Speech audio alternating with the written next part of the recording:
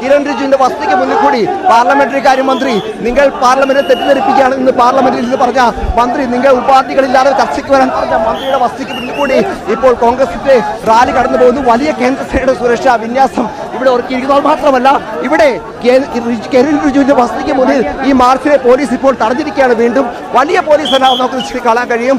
CRPF ഉണ്ട്, അതോടൊപ്പം Delhi police ഉണ്ട്, ബാരിക്കേഡ് ഉണ്ട്, അതോടൊപ്പം ഒരുപാട് ബസ്സുകൾ പോലീസിന്റെ എന്താണെങ്കിലും ഉണ്ട്.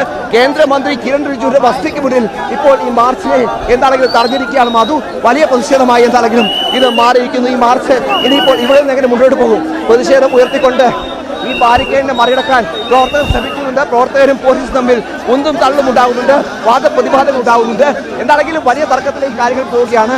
ഇവിടെ കടന്ന് മുന്നോട്ട് പോകാൻ ഈ റാലി കഴിയുമ്പോൾ, ഈ യാത്രയിൽ കഴിയുമോ എന്താണ് പ്രധാനപ്പെട്ട ചോദ്യം. എന്താണെങ്കിലും അതെ, ആ ബാരിക്കേഡും അതും ഭേദിക്കുകയാണ് പ്രവർത്തകർ. നമുക്ക് ദൃശ്യങ്ങളിൽ കാണാൻ കഴിയും. പ്രവർത്തകർ ആ പോലീസ് വലയം ഭേദിച്ച് മുന്നോട്ട് പോയിരിക്കുന്നു. വലിയ ഉന്തും തള്ളും എന്താണെങ്കിലും പ്രവർത്തകരുടെ ഭാഗത്തു നിന്നുണ്ടാകുന്നു. പിന്തുണയായി പലയിടത്തു നിന്നും പ്രവർത്തകർ എത്തുന്നു. എന്താണെങ്കിലും വലിയ പ്രതിഷേധമായി ഈ പ്രതിഷേധം മാറുന്ന കാഴ്ചയാണ്.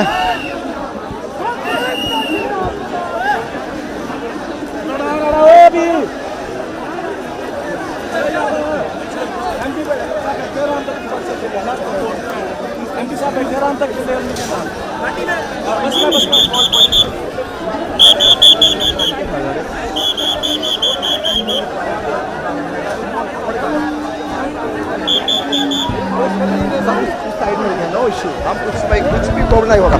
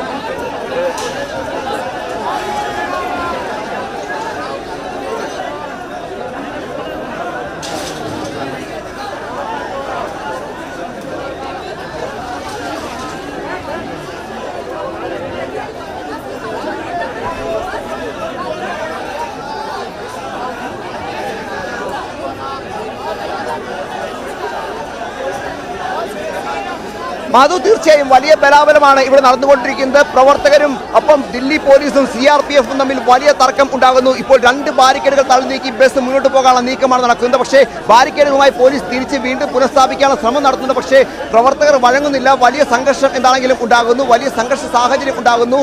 പല MP-മാർ, പ്രത്യേകിച്ച് അമരീന്ദർ സിംഗ്, രാജാ വാറിംഗ് അടക്കമുള്ള MP-മാർ മുന്നിൽ നിന്ന് ഈ പ്രതിഷേധത്തെ നടന്നു നയിക്കുകയും ചെയ്യുന്നത്. അവരാണ് പ്രവർത്തകർക്ക് ഊർജ്ജം നൽകിക്കൊണ്ട് ഈ ബാരിക്കേഡുകൾ തള്ളി നീക്കാനുള്ള ആവേശം നൽകുന്നത്. എന്താണെങ്കിലും ബസ് ബാരിക്കേഡ് മറികടന്ന് മുന്നോട്ട് പോകുന്ന കാഴ്ച. ആദ്യ ബസ് ബാരിക്കേഡുകൾ മറികടന്നിരിക്കുന്നു. ഇനിയിപ്പോൾ ഒരു ബസ് കൂടി, രണ്ടാമത്തെ ബസ്സിൽ കൂടുതൽ MP-മാരുടെ ബസ് കടന്നു പോകുന്ന ദൃശ്യങ്ങളാണ് നമുക്ക് കാണാൻ കഴിയുന്നത്. എന്താണെങ്കിലും ശക്തമായ പ്രതിഷേധത്തിന് ഒടുവിൽ ആ ബസ് ഇപ്പോൾ ആ ബാരിക്കേഡ് മൂന്നാമത്തെ തടസ്സമാണ്. ആ തടസ്സം നീക്കൊണ്ട് എന്താണെങ്കിലും ബസ് മുന്നോട്ട് പോകുന്ന കാഴ്ചയാണ് ഇപ്പോൾ കാണാൻ കഴിയുന്നത്. പ്രവർത്തകർ അത്യധികം ആവേശത്തിലാണ്. തങ്ങളുടെ നേതാക്കൾ ഗാന്ധി സ്മൃതിയിൽ പ്രാർത്ഥന ഇരുന്നുകൊണ്ട് കേന്ദ്ര സർക്കാരിന്റെ ഈ നയങ്ങൾക്കെതിരെ പ്രതിഷേധിക്കാൻ പോകുമ്പോൾ തങ്ങൾ അതിൽ ശക്തമായ നിലപാട് സ്വീകരിച്ചുകൊണ്ട് അവർക്ക് എല്ലാ പിന്തുണയും നൽകുന്ന ഒരു തരത്തിലുമുള്ള ഒരു തടസ്സത്തെയും